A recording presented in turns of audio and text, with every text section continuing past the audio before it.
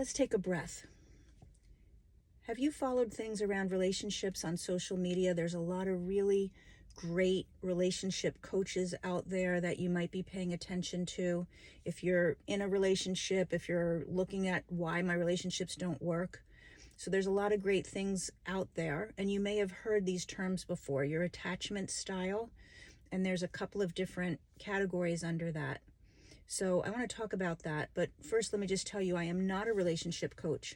My name is Linda Downey, and I am a transformational health and whole life coach. But there's a significant amount of overlap in what I do with my clients and what a relationship coach would do with a couple in relationship. So let me go into that a little bit. So if you've heard the term attachment styles, it refers to the way that each person learns how to attach to other people in relationships. All relationships, but usually we're talking about romantic or significant relationships. So all human beings learn to attach, and we learn to attach based on our experiences when we're very young, when we're trying to attach to our parents and our caregivers. So what those experiences were will set us up to fall into either anxious attachment, avoidant attachment, and there's, as I said, nuances under each, but these are the main umbrella terms. There's disorganized attachment, which is somebody who kind of vacillates between those two. And then there's secure attachment. So when I hear a lot of people talk about this, they talk about these attachment styles as like a real problem. Like, if you're with somebody who's an avoidant, this is what you need to know, and this is what it's going to be like, and look out for this for anxious attachment and all of those things. Here's a perspective that I hold.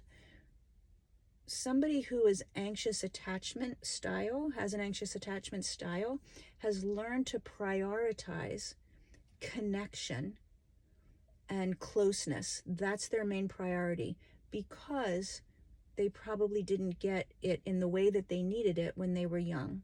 So instead of looking at it as a problem, this is what this person prioritizes. For somebody who has an avoidant attachment style, they prioritize autonomy and space. Doesn't mean they don't want to be connected, doesn't mean they don't want one significant great relationship. They just have a need for autonomy and space because of their earliest experiences and what they learned helped them feel safe. What's so interesting is very often people from these two different styles end up together because it's what they were used to being with. That's why they developed their style, because of how they had attachment in their young life. So that other style feels very familiar, but it can set people up for a lot of hard work and miscommunication and some heartache until they figure out how to actually create a secure attachment style. So a secure attachment style, that's what I do in my work with people, is in whole life coaching and your health, is really returning you back to yourself. That's where security lies. When I'm looking for things outside of myself, that's when I feel less secure. So your secure attachment is really being embodied in yourself, being connected to self, having a spiritual soul connection with yourself, and then you bring that connection to the other relationships that you're in. And if you talk to relationship coaches, the way that they work on those dynamics of anxious attachment or avoidant attachment is all around creating secure attachment so that the couple can be secure with each other and can understand each other. And this attachment style, it's not something that you choose. It's something that's in your body. It's an automatic nervous system response of your body that got, again, developed when you were very young, how your nervous system made itself feel safe given the circumstances that you had to live in. So my perspective is it's not a problem. It's actually understanding this is what this person prioritizes. It doesn't mean they're broken. And all of these can be rewired so that you get yourself to a secure attachment by securely attaching to yourself, which is what I do.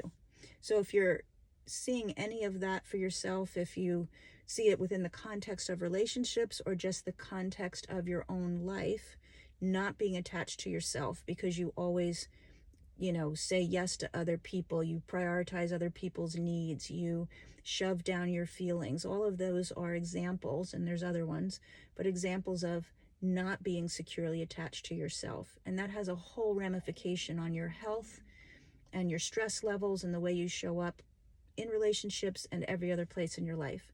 So if you see that for yourself, talk in the comments. Let's connect and just talk about how that's showing up for you.